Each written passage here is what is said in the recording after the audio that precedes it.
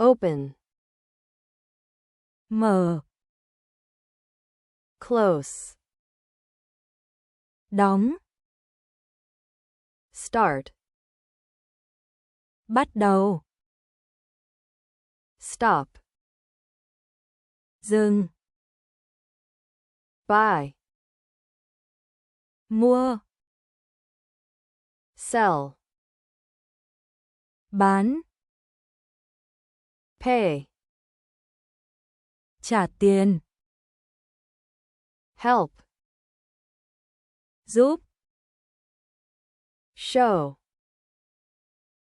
Cho xem. Find.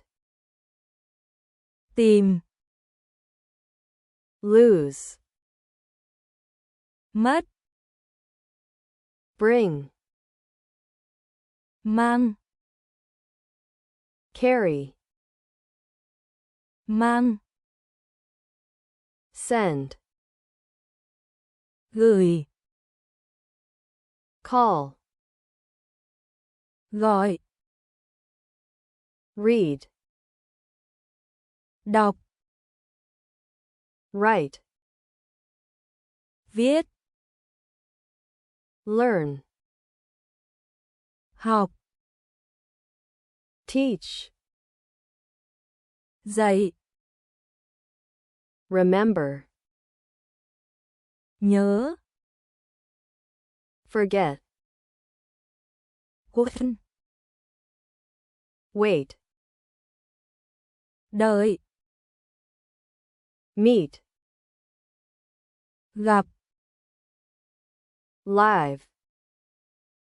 Sống. Stay.